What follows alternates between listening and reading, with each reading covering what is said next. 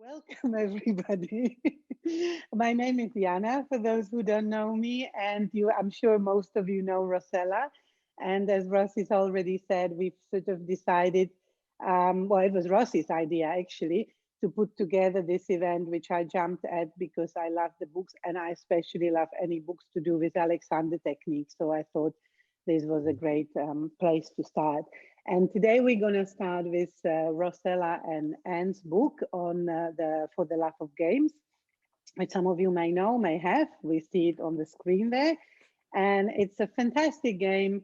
It's a fantastic book, which the girls will tell you more about. And it was quite a fantastic game to put it all together as well, actually.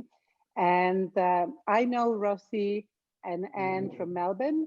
And I know Rossi and Anne knows Rossi and Anne from Melbourne, and they're friends who decided one day they trained together in Melbourne, and they decided to write a book together, putting all the games and experiences from different classes all in under one roof or in one cover. And Rossella is Italian. She lives in Italy. Well, she lives in Canterbury, but now she's in Italy. And she teaches in Canterbury Alexander technique, and now she does, I believe, a lot of online workshops and events and things. And she's great fun, as you all know, and she's very out there. And also Rossi's one of the organizers for the Congress next year or the year after, whenever it was moved to. And Anne is another very lovely lady, person, girl from Melbourne. I was lucky enough to meet and be taught by when I was training. And Anne lives goes between Melbourne and Hepburn in Victoria, which is a gorgeous spa area. About an hour away from Melbourne, is it, Anne? Something like that. 2 hours. More like two. 2 hours. Yeah, about 2 hours. Yeah. Long time since I've been. And yeah, Anne's got her own private teaching practice as well, teaching Alexander technique and using a lot of the games, of course. And she's a wonderful person, wonderful teacher. And I would like to pass on to the girls now to tell you about their books. So thank you all for coming one more time. Hope you'll enjoy the sessions. Also, one more thing, just quickly, we're recording. So hopefully you all okay with us recording it. And now over to Rossi and Anne. Thank you. Thank you so much, Jana, for that lovely introduction, and so much thanks to you and Rossi for putting together this series, because I think it's a really fantastic idea, and I am really looking forward to hearing from the other authors. And I think it's a very interesting thought that you've had to do this, and to do the whole thing in a month, just fantastic. And it's really a little bit scary, but also really nice to be the first people talking about our book. So I'm just going to start by just setting the scene for you in terms of how Rossi and I decided to write the book, because it's quite a nice little story. And what happened was, we both were training at David Moore's school in Melbourne, and every year there was a residential part of the course where the whole group of students, and sometimes other students from a school in Sydney, would go up to a beautiful little country place near Melbourne and stay for a few nights and have sort of intensive Alexander, eat together, get to know each other, and also have a lot of fun as well. And at one of those residential sessions, Rossi ran a workshop for the students there. And her workshop was a series of games, because Rossi loves games. I mean, I love games and Rossi loves games. This is probably why we wrote the book. But Rossi ran a workshop that was literally a series of fabulous games, one after the other, after the other, after the other. And at the end of the workshop, and it was really fun for everybody, at the end of the workshop, she was surrounded by the participants, everybody saying, oh, we really want your list of games. Can you please give us the list of games? Because we'll forget them. We played them all quite quickly and we'll forget them, and we want to remember them.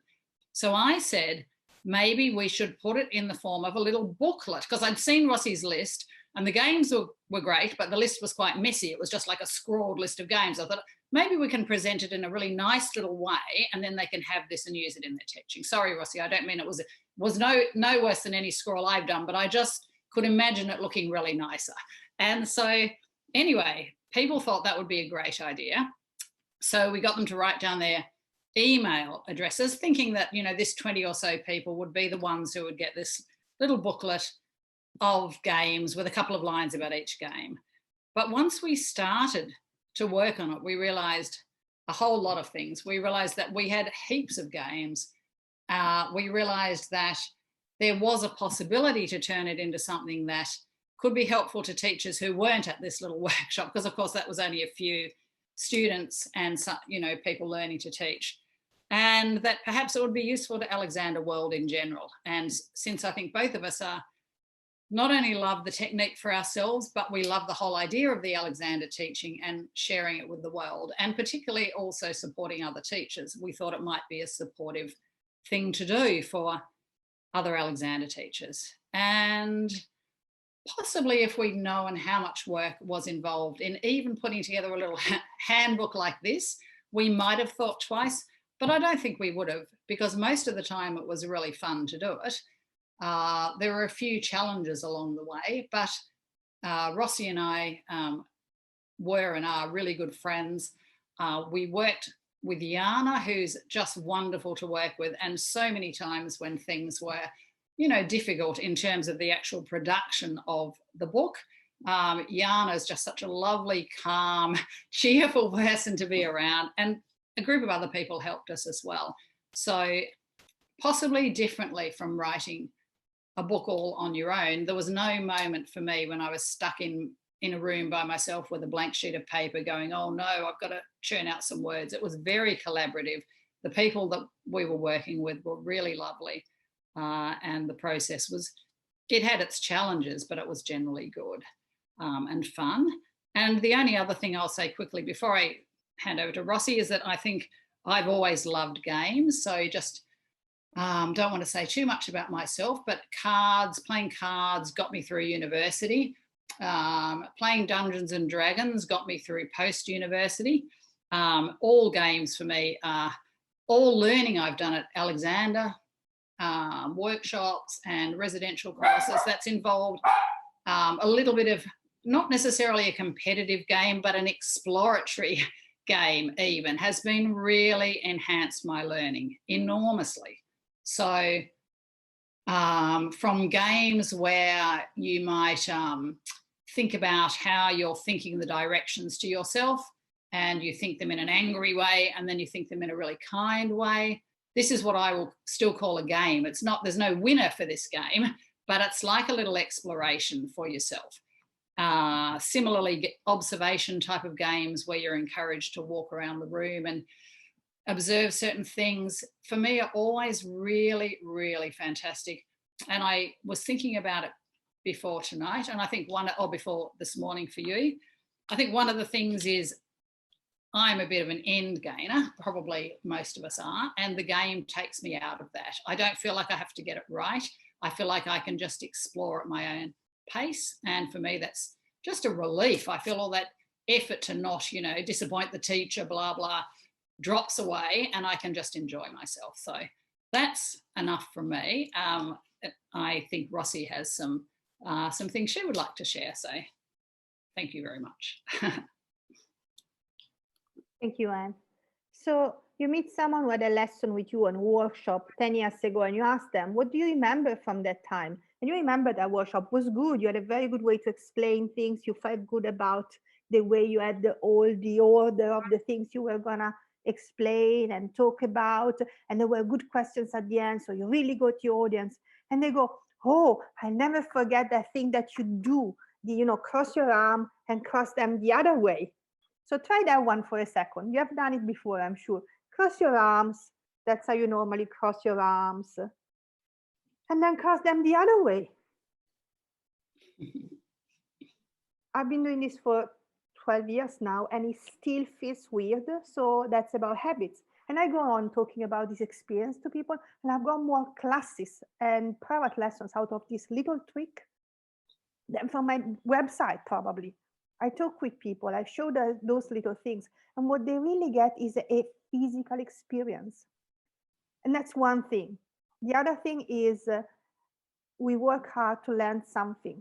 Each person has got his own style of learning. The human brain is so interesting and complicated. But I know that if you're having fun, you learn better. And that's nearly for everyone. If you're having a little laugh for a joke, or you feel comfortable in the environment you are. But also if you get an experience that is a physical and all of it together, and you work out the answer by yourself, then you own it. You never forget it.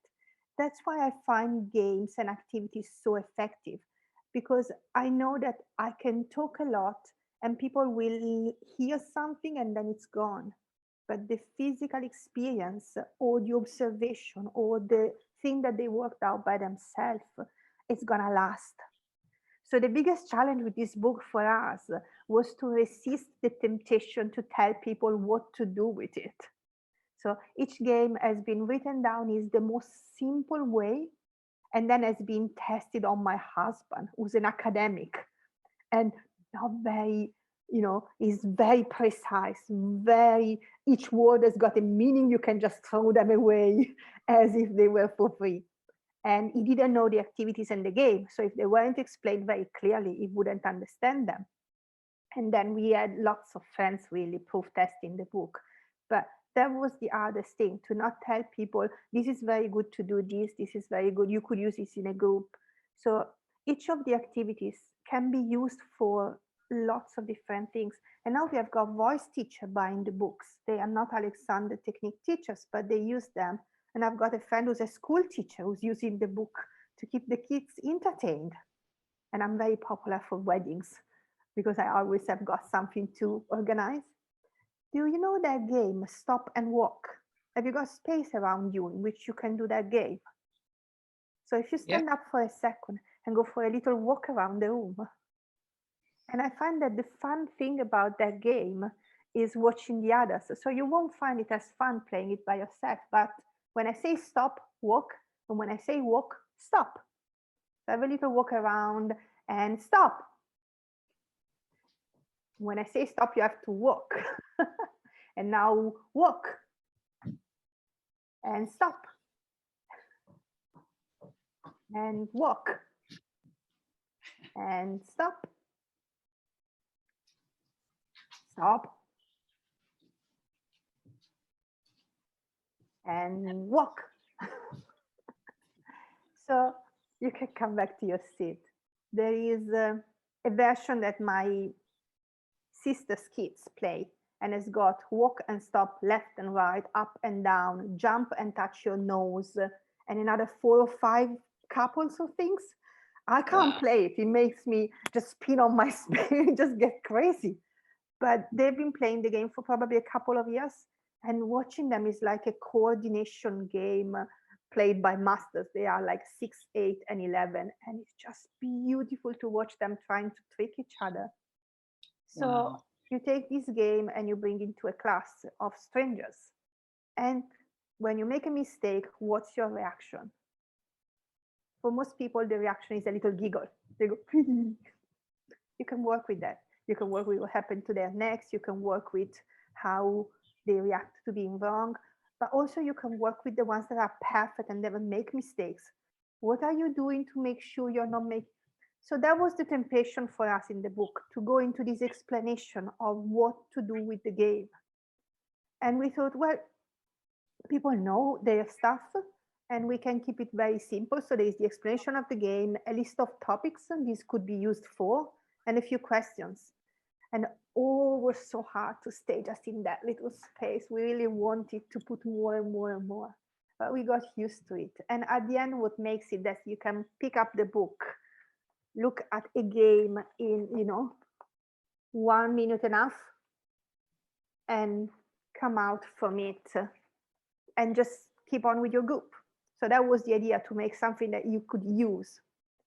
And that was one thing. The other thing I wanted to say is that I'm really pleased with the object. If you touch it, it's a little bit soft and is a little, you can see it from the moon.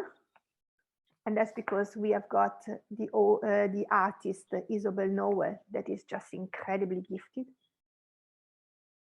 But also we had an amazing team of people helping us. So I guess my suggestion why we wrote the book was because we wanted it. And I'm the one who uses it, to be honest. I still use it constantly.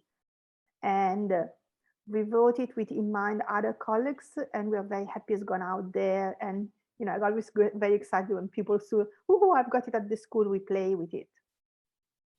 So I guess the point was to create something that was useful and beautiful, and I'm happy we did. Lots of thanks for lots of people. I would like to play another little game, and the reason I want to play it is that you remember that after. So the theory is say something, say that you say what you're gonna say it, and say that you said it. And I would like you again to stand up for a second. We are gonna do, oh, the other thing I wanted to say is that, of course, lots of those games we made them had from amazing teachers. So we asked for their permission to publish the games. And this one is from a lovely teacher, Wolfgang Weiser, that you may have met around. He does the high rope, the tightrope.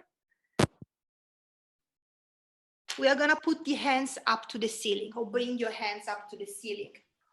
And the idea to bring your hands up to the ceiling is that you're gonna use 4 moon joints. So as you're standing up there, notice your feet, notice your ankles. Let your lower back soften, your tailbone pointing down, and then notice your fingertips there. After a second that you're standing up, you may feel like your fingertips a little bit like sausages pointing down. And then you can let the fingertips take you up, up, up to the ceiling. And when you get there, just notice if something happening to your lower back and let that go. Soften the back of your glutes and the back of your calves. And to get there, we have to use 4 joints. So we are gonna let them go one after the other very gently. So you can let your wrist go, and that's number 1. And then you can let your elbows go, and that's number 2.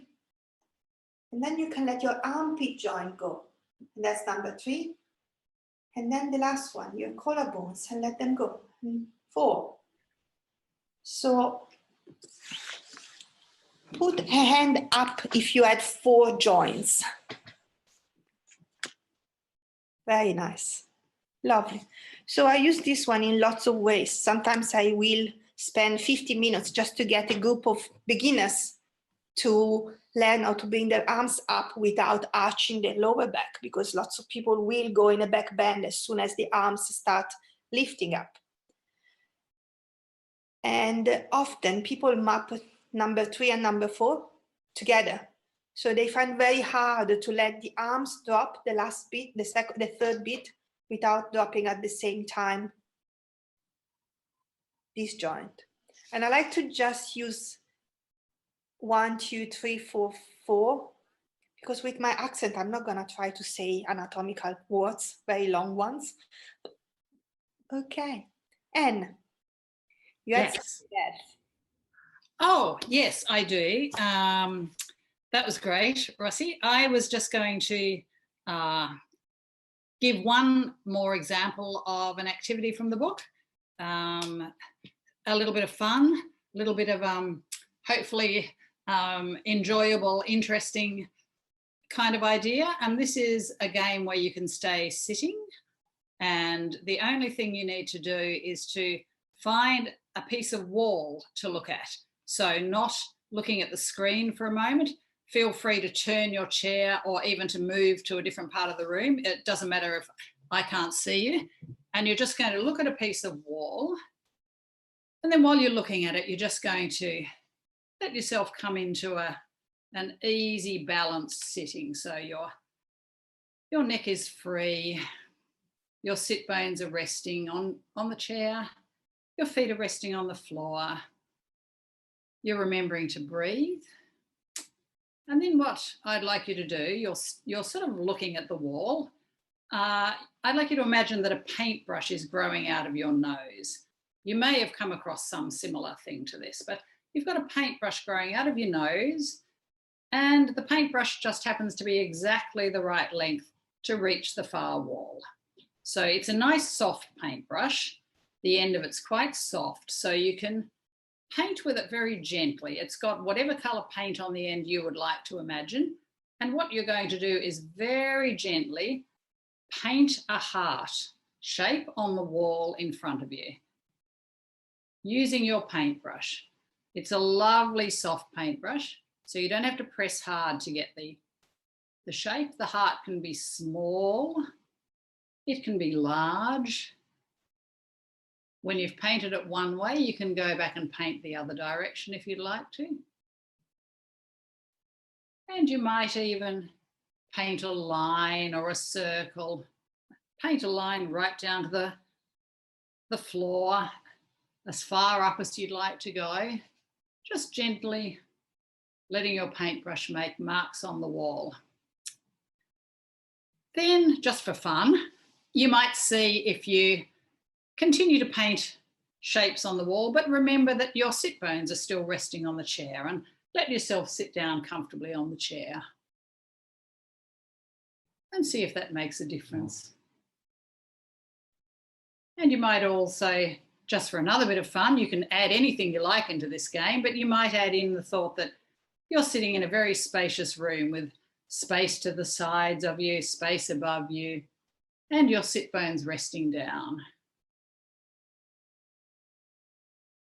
And then that's it. We can come back together now. Thank you. So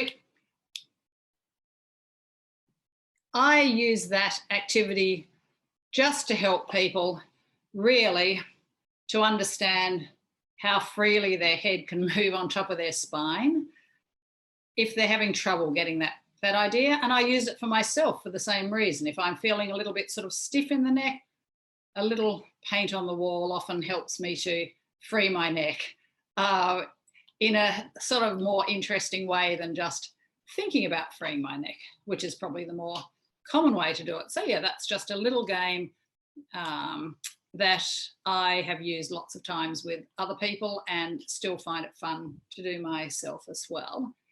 How are we? Just let me check the time. Yeah, okay. perfectly on time. And thank you for allowing us to take our eyes off the screen for a minute. That was nice.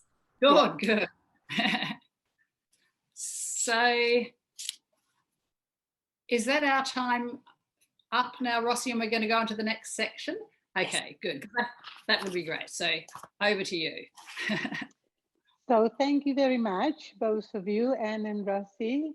And I would like to now open up for questions and answers. So I'm sure you'll have some questions around how the book got together. I think you've told us already, but I wondered how to get the book. I think there was an email about it. Was there an email about it, or have I imagined that? The book, Rossi's book? Yeah, the book, The Love of Games. Yes. Well, you basically send an email with your address and your details to the email address for the book, and you get an invoice. And once the invoice has been paid, you get the book in the mail. Perfect. And that was our choice as independent publisher, to keep it very simple and very personal. So I actually emailed with every and each person who owns the book. I thought I'd had an email. I was just double checking because it sounds like it's a fun book and a good tool for all us Alexander teachers to have. Thank you. You're very welcome. I'd just like to say that I love the book, and I find it so much more accessible when you both explain how to use it. Somehow the written word doesn't quite do it as well as you do. So thank you. That's really useful. Oh, how lovely. Thank you. Thank you. It is true. Sorry, Rossi. No, please. Oh, it is true that it's hard to capture the spirit of the game on the page. I agree, because games are so much fun and the written word is just, much more. But hopefully there's plenty of chances to come along to something where Rossi or I are doing some games, or other people are using the book to play some games, and we can all get together and enjoy playing them together, because they really are, they can just be so much fun. Yes. And there is a side effect of that. So I've been visiting training courses where they were using the games in a way that was different from the way I had in mind, and it worked perfectly. So there is also a space for elasticity and plasticity in those activities. If you read it in a way that works and it works for you, it's fine. It's perfect, actually. I learned a new version of the game. Yes, I also find that it evolves. When you start doing a game, then your creativity evolves. So having the starter points is really brilliant, because then you find yourself going your own way, depending on how the reaction comes from the audience you're working with. So yeah, really, really good. Thanks. Some of these games are traditional. You'll find a version of them in any place you go. There is one in which you point the finger, you say the name of the person, and then you stand up and go to take their chair in a group, in a circle. I've seen it played in very many different ways, but that's often, you know, the root of it is that it's an inhibition game. You point, you say something, you stand up and you go. And I've seen it played from people who would squeal when they were pointed at. They got so excited and it was so weird and difficult, and they were trying to keep an eye on the knee, on the lower back. It was also new, and also the group was new for them. And I've seen it played in a school with a group of people who knew very well each other and were so good at it that there was absolutely nothing to see. Everyone was very composed and neck free and moving really beautifully and really slowly. So they started making noises as they were walking to the other chair. And it's really hard to keep serious and, you know, professional if someone gets up and starts going, bada, bada, bada, bada, bada, bada, bada, bada, Batman, as they get to the next chair. And then, of course, people picked it up. So everyone was trying to come up with a little funnier song to sing as they were walking from. So sometimes things just flourish out of, you know, any chance. And then you have got good memory.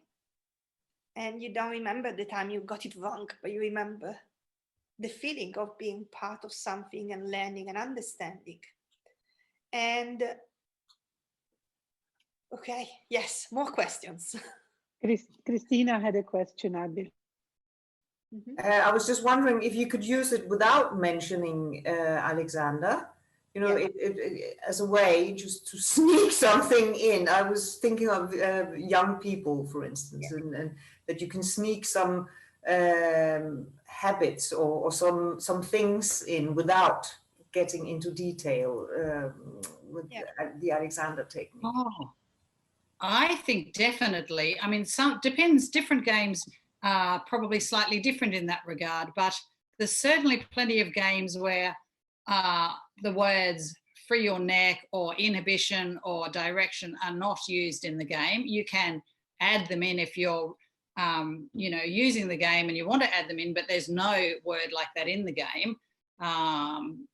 Among them are these traditional games that Rossi has just mentioned, like there's one called Granny's Footsteps, where you're sort of, someone is at the front and they're looking straight ahead and other people are trying to creep up behind them to touch them on the back or take something that's behind them, and they have to keep turning around. And if they see someone moving, that person has to go back. That's a really traditional game. I mean, I call that What's the Time, Mr. Wolf? That's how I learnt it. But these sort of games are in the book because for Alexander people, they can teach you things about where you're tensing in certain situations, but you can easily play them. And one of the activities that I've used a lot is a game where really you just ask people to walk and imagine that they're short and tense and contracted, and then imagine they're really tall and wide and they can move really easily, and a whole lot of other thoughts, and just see what difference that makes to their walking. But it has Alexander principles underlying it in a way, but they're not necessarily spelled out. So you could easily use it for school kids, for example, or for different groups, I think. And as Rossi said, that's how I would use it, would be for people who were not necessarily Alexander people, but we also understand that you might want to use it quite differently, and that would be great. You know, you might want to use it with quite different people. Does that answer the question enough for you? Yes, but well, halfway, I'd say, because the thing is, I would like these kids to learn some of the principles, but without them knowing, if you know Yes. what I mean. Yeah. Well, So that's sorry, yeah. Sorry. I'm gonna jump in.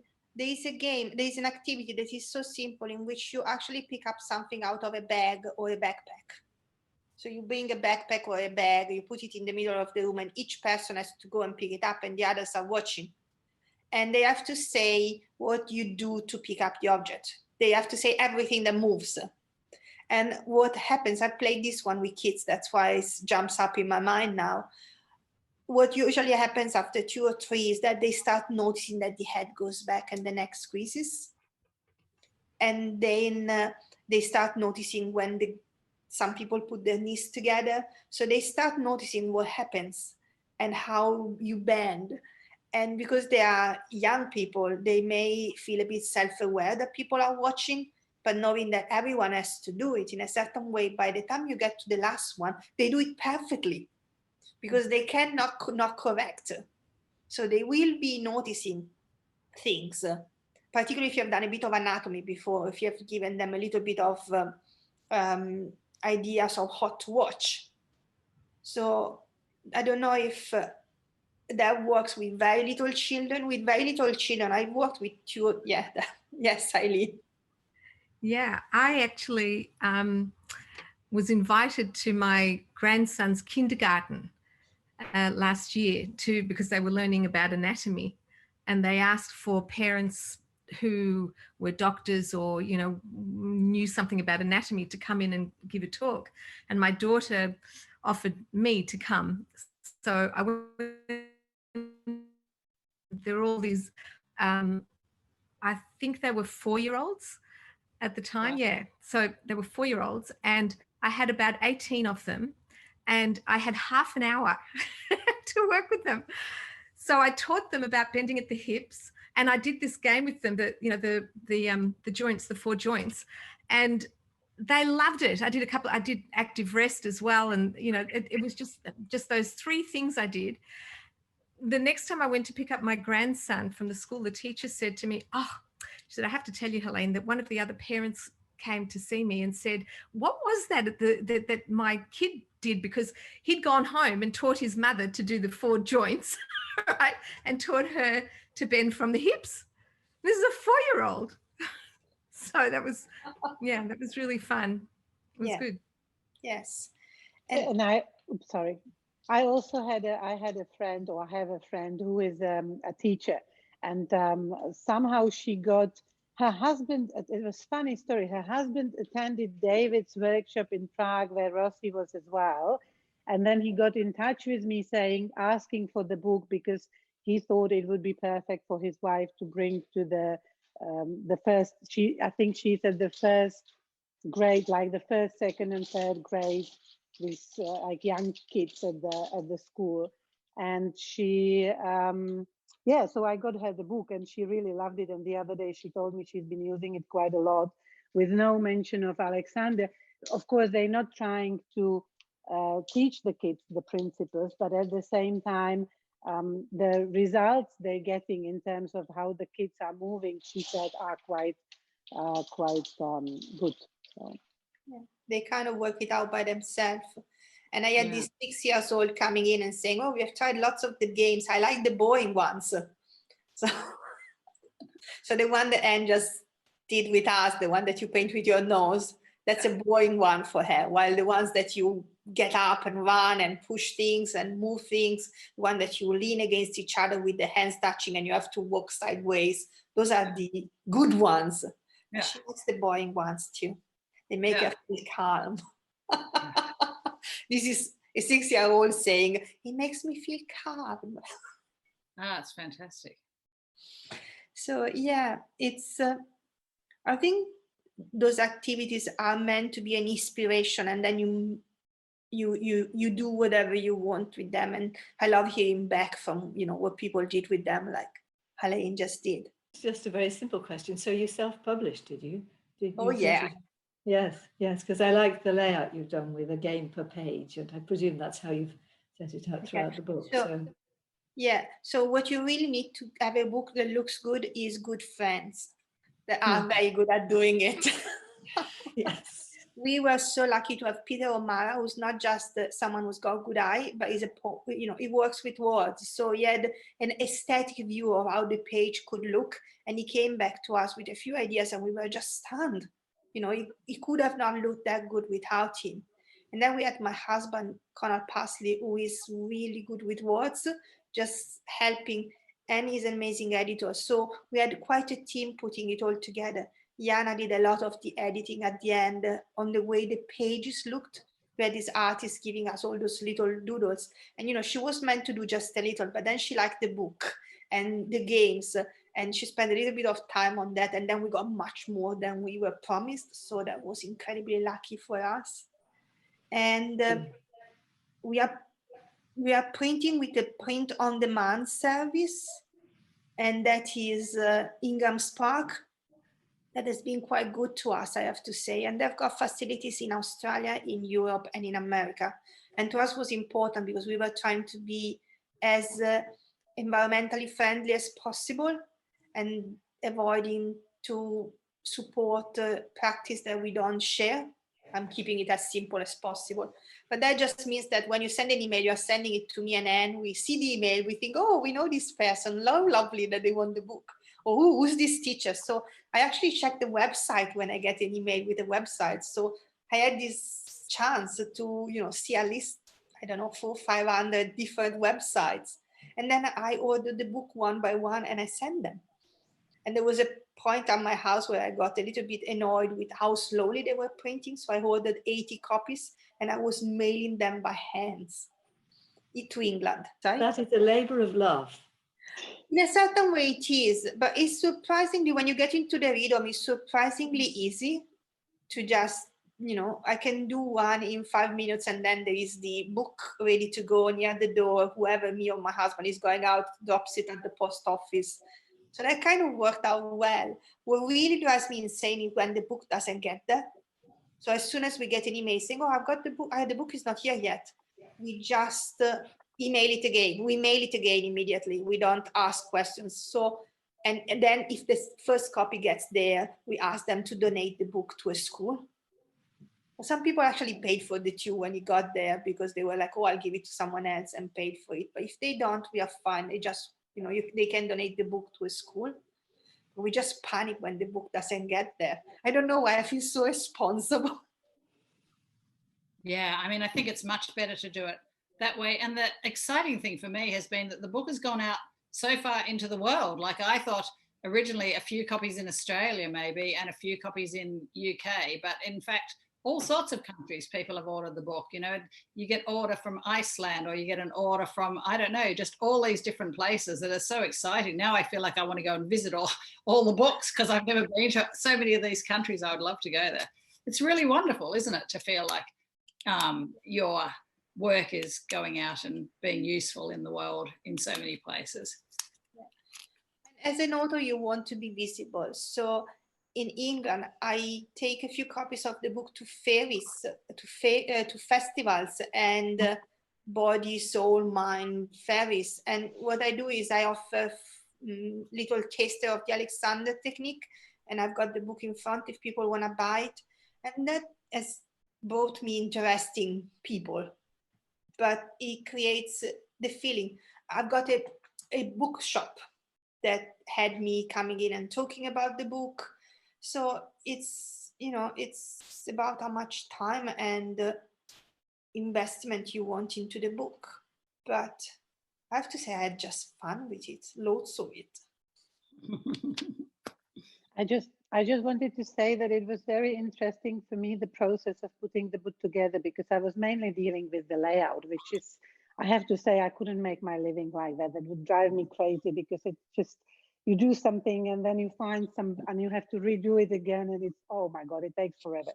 But the interesting thing about the content I found with the book was how as you mentioned, it's really, really hard to write a book with game instructions which are sort of comprehensible enough, or you can easily to understand, and at the same time they don't sound super boring. You know, it's the same like cookbook. I think, how do you write a recipe that it's not just like a boring, weird thing putting together? And I think Kay or who mentioned, yeah, I think Kay mentioned that it's not always that when Anne and Rossi lead the game, it feels better. I found the same thing. I was like, oh, how do I play this game now? And then I started looking at it as, well, it's really just a skeleton, just a sort of inspiration which I can use and then adapt to whatever I need to, which I found the most valuable thing about the book, that it's not like a cookbook, a recipe you have to follow, but it's more like if you had a recipe, you would have, oh, you check in a bit of this and the good idea is this and this, and then you can sort of slightly improvise, even though you have a setup sort of how to in a way, or given some points which you might, bring out or something like that. And certainly at first we had a Facebook page as well, didn't we, Rossi? And I think we still do. For the love of game. So yeah, so the that is aimed at people who've bought the book but who would like to ask questions or understand a bit more about how they might use a game, or chat about the games, or share games that they're doing. And it's just a general site for people who want. So that's always available to people if they like the look of a game but they're a little bit confused. Would something work or not? We're really happy to reply to them and chat about it and all that sort of thing. So that's a bit of another resource. That saved us having to put every detail of how to do every single thing into the book, because had we done that, we might have limited someone's creativity to only what we could think of. And we know that Alexander teachers are incredibly creative. So we didn't want to be limiting people to our ideas only, but to take games and do whatever they could come up with. But on the other hand, we didn't want to leave people stranded. So there is a site to go to if you want to discuss, I'm a new teacher and I don't know how to use this game, but I want to. We're really happy to reply. And you might not like our ideas, but we're happy to talk about games at any time, really.